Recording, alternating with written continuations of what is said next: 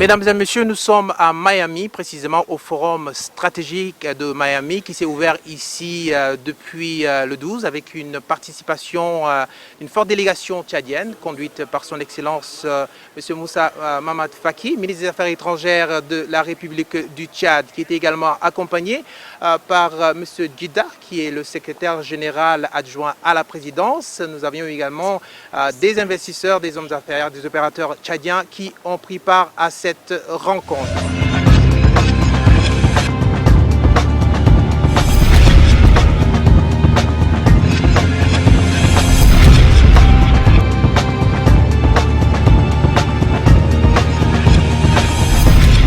Face à un monde en pleine mutation économique marqué par un contexte de chute vertigineuse du prix du pétrole, une avancée quasi pandémique de l'extrémisme violent, la 5e édition du Forum stratégique de Miami a tenté cette année encore de débattre avec optimisme des enjeux politiques, économiques et d'examiner les tendances de l'économie mondiale dans les domaines des finances, des infrastructures, du commerce et bien entendu de l'énergie. La chute des prix du pétrole a un impact négatif immédiat, même si, il faut le dire, d'autres États qui ne sont pas producteurs bénéficient de la baisse de la facture pétrolière.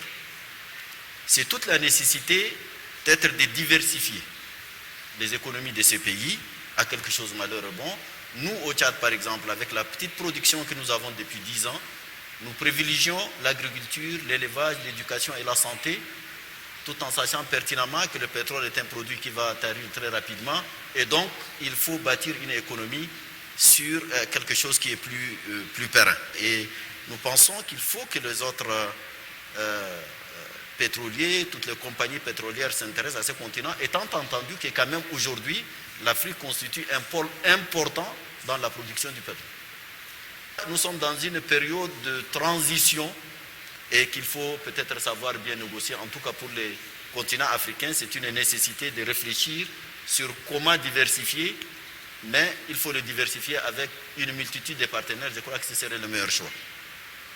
Si le thème central du forum de cette année a voulu placer au cœur des débats l'ingéniosité dans l'approche d'une économie qui se veut résiliente, la question de la sécurité et précisément la lutte contre le terrorisme s'est très vite invitée dans les différentes interventions. La question de la sécurité, ça c'est quelque chose de fondamental.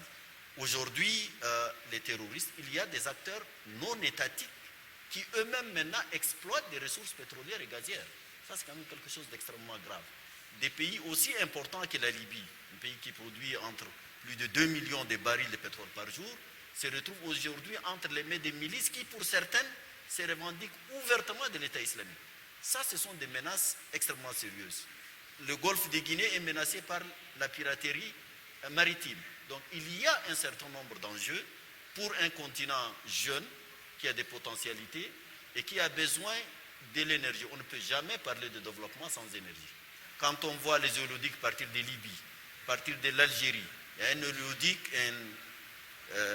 qui va transporter les gaz du Nigeria à travers l'Algérie pour l'Europe.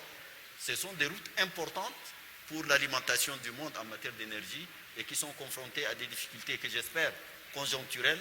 Avec le concours de tous, il faut absolument assurer la sécurité pour pouvoir assurer un développement, surtout celui des énergies. Il est important de souligner aujourd'hui que les questions économiques ne sauraient être débattues sans pour autant toucher à la question de la sécurité. La sécurité est une condition sine qua non, une condition aujourd'hui quasi indispensable pour un développement économique en Afrique. Que l'action du Tchad, c'est pour l'instauration de la paix qui est la première des libertés. La liberté du commerce n'est pas possible tant que la sécurité n'est pas assurée. Le Tchad joue un rôle important, il est même exportateur de stabilité, il réserve des ressources importantes. Les sociétés qui y travaillent sont en parfaite sécurité. La preuve, Exxon, Chevron, Petronas, CNPC américaine et d'autres sociétés canadiennes y travaillent en toute sécurité. Nous avons donc beaucoup de potentialités et nous souhaitons vivement que des partenaires puissent prendre part au développement de ces pays. Someone I don't remember his name, said, "The limit of my words is the limit of my world." Hopefully, even by tradition, I have reached you and reached my world. Thank you. Gorée Mbaye Touloum, à partir de Miami.